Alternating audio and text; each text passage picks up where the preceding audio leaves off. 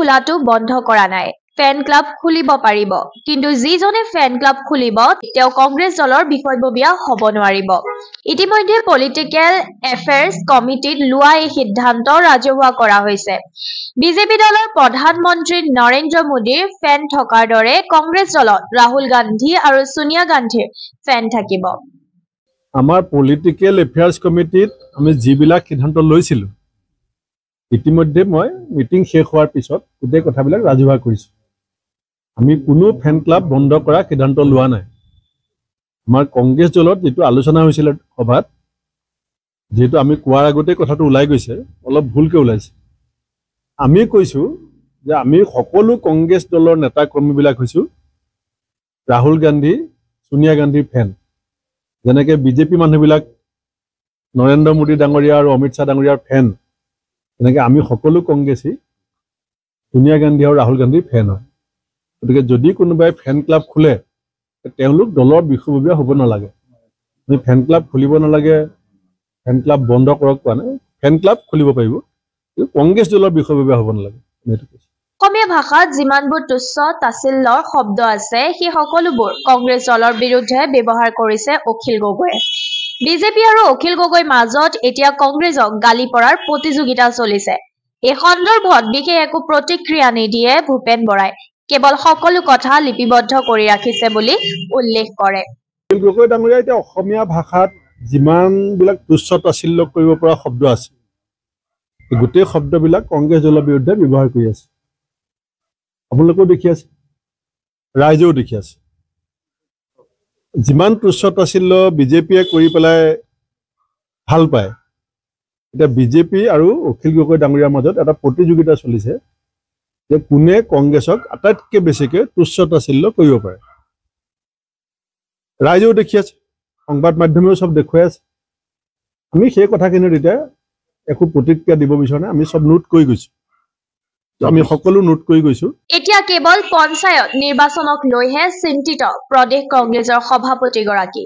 কোন ঠাইত মিত্ৰতাৰ প্ৰয়োজন হ'ব সেই সকলো কৰ্তৃত্ব কেৱল জিলা সভাপতিৰ ওপৰতে ন্যস্ত কৰা বুলি জানিবলৈ দিয়ে। যোনে যি কয় এতিয়া কৈ থাকক, আমি সেই তেওঁলোকক ক'বৰ কাৰণে অধিকাৰ দিছোঁ। ইমান মই প্ৰতিক্ৰিয়া নিদিওঁ। মই এতিয়া পঞ্চায়ত নিৰ্বাচনৰ ফলাফলটো চাই লওঁ। আমাৰ দলীয় নেতা কৰ্মীকো আহ্বান জনাইছোঁ যে আমি মনোনিৱেশ কৰিব লাগে পঞ্চায়ত নিৰ্বাচন। ধনৰ বিনিময়ত কংগ্ৰেছ দলে পদবী প্ৰদান কৰা বুলি চৰ্চিত বিষয় সন্দৰ্ভত প্ৰতিক্ৰিয়া প্ৰকাশ কৰি ভূপেন বৰায়ে কয়, উপযুক্ত প্ৰমাণ পালে এক্সপেল কৰা হ'ব দলৰ পৰা। একশ্যন ল'ম, এক্সপেল কৰিম। এতিয়া মুখতটো ধৰক ফুটফুলি নোপোৱা মানুহে ফুটফুলি পোৱা মানুহৰ কথা কিবা কোৱাটো, কিন্তু এতিয়া কিবা এটা নহয় কিবা এটা প্ৰমাণ দিব লাগিব। যিকোনো ধৰণৰ প্ৰমাণ এটা দিলে আমি এক্সপেল কৰিম। AICCয়ে মানি লোৱা সিদ্ধান্তকে মানি ল'ব APCCয়ে, কিন্তু সংসদত এই সন্দৰ্ভত এক গঠনমূলক বিতৰ্ক হোৱাটো বিচাৰে ভূপেন বৰাই। প্ৰথম কথা হৈছে আমাৰ ৰাষ্ট্ৰীয়ভাৱে আমাৰ সভাপতি মাল্লিকাৰ্জুন খাৰ্গে ডাঙৰীয়াই ইতিমধ্যে সদনতো বক্তব্য ৰাখিছে, আৰু কংগ্ৰেছ দলৰ যিটো ৰাষ্ট্ৰীয় প্ৰেক্ষাপটত স্থিতি হ'ব সেইটো আমাৰ স্থিতি। এতিয়া স্থিতিটো সম্পৰ্কত সদনত ভালকৈ সুস্থভাৱে বিতৰ্ক হ'বৰ কাৰণে সুযোগেই পোৱা নাই। তেওঁলোকে সংখ্যাৰ জোৰত বা গা জোৰত যদি কৰিব বিচাৰে বেলেগ কথা। মই ভাবোঁ যে আমাৰ বিৰোধী ঐক্য যেনেকৈ ইণ্ডিয়া এলায়েন্স আৰু আমাৰ ৰাষ্ট্ৰীয় সভাপতি মাল্লিকাৰ্জুন খাৰ্গে ডাঙৰীয়া, এতিয়া কনষ্টিটিউশ্যনেল ডিবেটটোৱে শেষ হোৱা নাই। উপৰাষ্ট্ৰপতিৰ ওপৰত অনাস্থা আহিছে। উপৰাষ্ট্ৰপতিজনে ৰাজ্যসভাৰ তেওঁ সভাপতি। গতিকে এই গোটেই প্ৰক্ৰিয়াটোত তেওঁলোকে ধুঁৱলি কৰি এটা পৰিৱেশ বনাব বিচাৰিছে। মই ভাবোঁ যে আমাৰ পাৰ্লিয়ামেণ্টত এইটোৰ এটা গঠনমূলক বিতৰ্ক হোৱা ভাল, যাতে দেশবাসীয়েও গম পায়, আৰু দেশবাসীয়ে গম পোৱাৰ পাছত বিৰোধীৰ কথাখিনিও শুনি লওক। যুক্তি তৰ্ক হোৱাত বাধা দিলে কেনেকৈ হ'ব? আমি বিচাৰিছোঁ প্ৰথমতে এটা ডিবেট হওক, তাৰপাছত যিটো সিদ্ধান্ত হ'ব দেখা যাব। চৰকাৰে গ্ৰহণ কৰা সিদ্ধান্তকে মানি কংগ্ৰেছ দলেও পঞ্চায়ত নিৰ্বাচনত অৱতীৰ্ণ হ'ব। নতুন প্ৰক্ৰিয়াৰে অনুষ্ঠিত পঞ্চায়ত নিৰ্বাচনত শাসকীয় দলৰ সমানেই অৱতীৰ্ণ হ'ব কংগ্ৰেছ দল।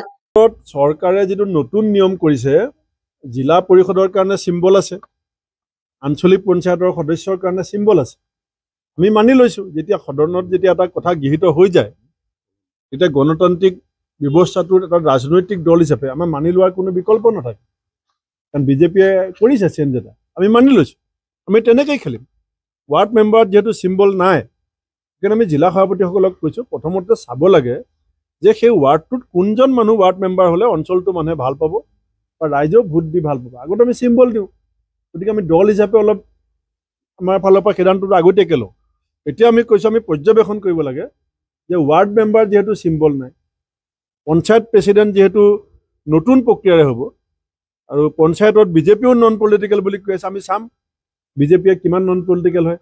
যদি বিজেপি নন পলিটিকেল হয় আমিও হ'ম, আৰু তেওঁলোকে যদি পলিটিক্স কৰে আমিওতো কৰিব লাগিব।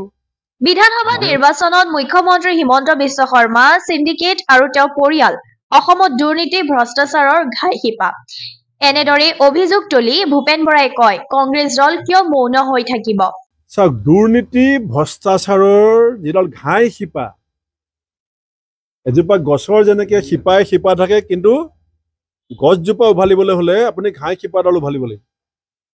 এতিয়া অসমত দুৰ্নীতি ভ্ৰষ্টাচাৰৰ মূল কেন্দ্ৰ হৈছে হিমন্ত বিশ্ব শৰ্মা, তেওঁৰ সিন্ডিকেট, তেওঁৰ পৰিয়াল।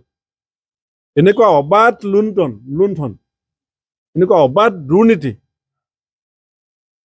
নিৰ্দিষ্ট এটা মুষ্টিমেয় সময়ৰ ভিতৰত এটা পৰিয়ালৰ সম্পত্তি যেনেকৈ বৃদ্ধি পাইছে, ৰাইজে বিচাৰে নেকি যে কংগ্ৰেছ দল মৌন সমৰ্থক হৈ চকু মুদা খুলি ভাও ধৰি বহি থাকক? সেইকাৰণে আমি কৈছোঁ যে আমি ৰাহুল গান্ধী ডাঙৰীয়াক অসমলৈ মাতিম, তেখেতৰ জৰিয়তে SIT ঘোষণা কৰা হ'ব, আৰু SITৰ জৰিয়তে এই চৰকাৰৰ দুৰ্নীতি ভ্ৰষ্টাচাৰৰ মাজেদি গঢ়া এই অবৈধ সম্পত্তিবিলাক হস্তগত কৰি ৰাইজৰ ভঁৰালত দিয়া হ'ব।